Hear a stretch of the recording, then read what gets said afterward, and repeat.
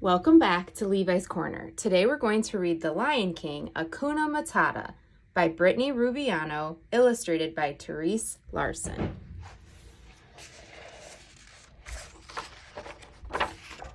The Lion King, Hakuna Matata. Once there was a little lion cub named Simba. Simba was staying with his pals Timon and Pumbaa at their colorful jungle pad.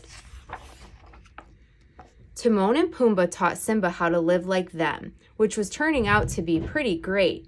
For one, there were no rules. He could play with new friends and have snacks whenever he wanted, even if they mostly ate bugs. Best of all, he didn't have to take baths. Simba was learning a lot, like the fact that Timon loved eggs, though they were hard to come by, and that Pumbaa enjoyed buzzard bowling, and hedgehog bowling, and rock bowling. Really, he just loved knocking things down. Who doesn't?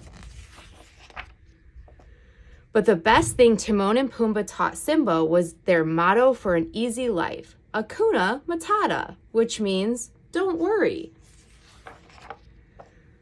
The past got you down? Hakuna Matata, change your future. Your favorite watering hole suddenly taken? Hakuna Matata, find a better one. Anteaters being snooty? Be you. Hakuna Matata. One morning, Simba woke up with the sun, ready to pounce on the day. But it seemed Timon and Pumbaa were sleeping in.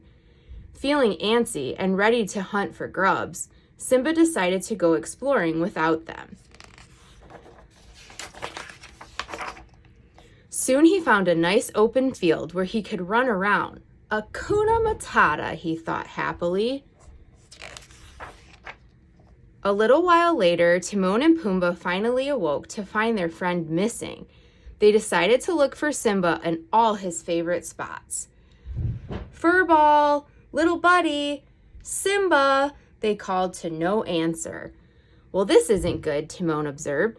How did we lose a lion? Pumbaa added, concerned. A few clearings away, Simba was living Hakuna Matata to his heart's content. He wasn't sure how the morning could get any better,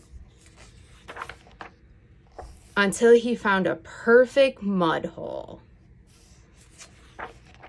Meanwhile, Timon and Pumbaa asked their friends if they'd seen Simba, but no one had.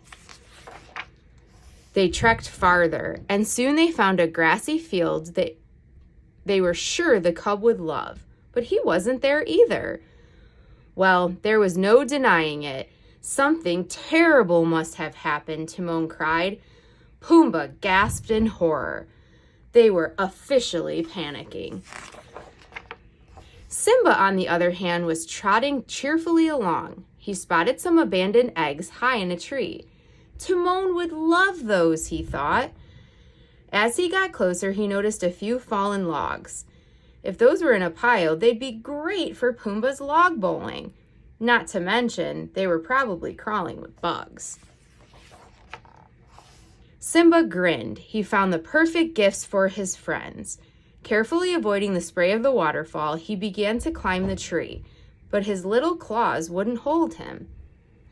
Not too far away, Timon and Pumbaa feared the worst. What if he fell out of a tree? What if he fell in the river? What if he fell in with the wrong crowd? Back at the tree, Simba tried to jump up to the egg-bearing branch, but yet again his claws slid down the trunk. A pair of vultures laughed at him. Hakuna Matata, Simba decided to skip the eggs. He moved onto the logs, trying to push them into a perfect bowling pile with his snout. But they were too heavy.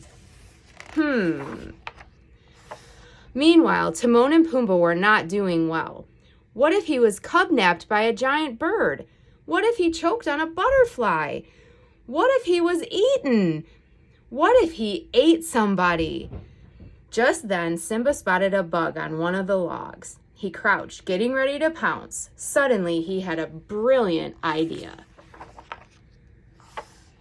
Getting a running start, Simba sprang powerfully off the big log, pushing them all together.